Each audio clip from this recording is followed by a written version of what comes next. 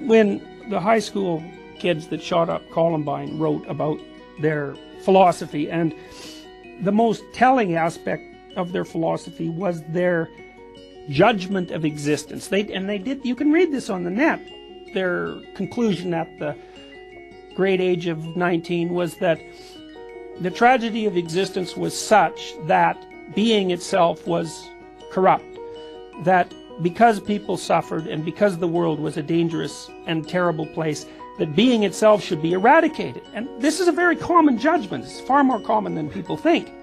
And once you forego the luxury of deciding, in a sense, to hell with everything, that everything is so corrupt that it's unredeemable. Once you forego that luxury, then it becomes incumbent on you to try to work for the betterment of being. And that requires faith. And the reason it requires faith is because A, you don't know if being can be bettered, and B, you don't know if you're the creature to do it.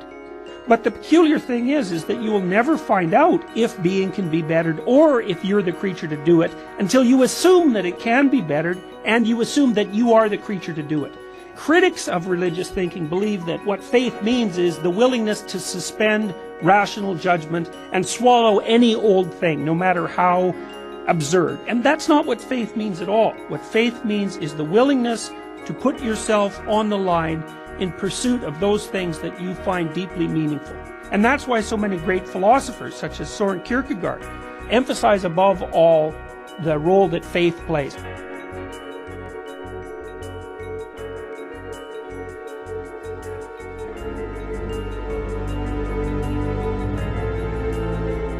I'm a clinical psychologist. I have an active practice. I have 20 clients, and I see them weekly. And I'm a professor of psychology at the University of Toronto, and so it might be surprising that I use religious language, but it's not surprising, because as soon as you start to talk about the deepest meanings of life, the language that is most appropriate is immediately religious. And the reason for that is that religion is precisely that element of human existence that deals with the most profound elements of human being. I believe that the reason for this is this.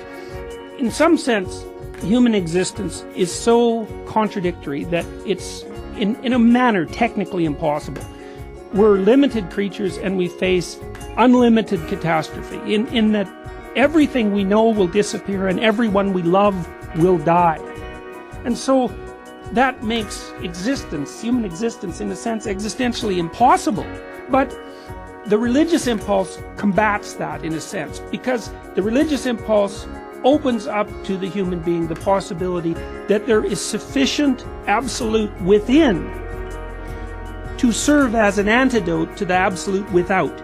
And the notion that it's necessary to have an individual relationship with the absolute, with God, for example, is a statement of the fact that we are, in fact, adapted to the nature of reality, and if we draw on everything that is within ourselves without fear, then we can develop the sorts of personalities that are powerful enough to confront the horrible absolute and to consider that justifiable and worthwhile. It's something strange that I've observed with my students is that when I state the proposition to them clearly that life is suffering and that the purpose of life is not happiness, they actually experience that as a great relief. And the reason I believe that they experience it as a great relief is they already know it.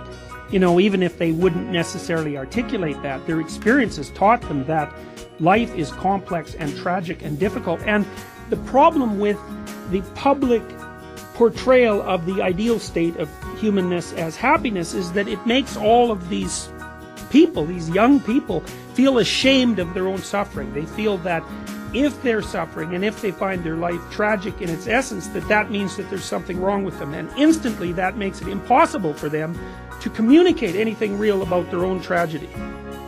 And so it appears to me that the price we pay for being is suffering. And then the issue there, and I believe that this is what the greater religious traditions of the world have been attempting to elucidate, is that the purpose of life, given that, is to identify and follow a mode of being that makes life justifiable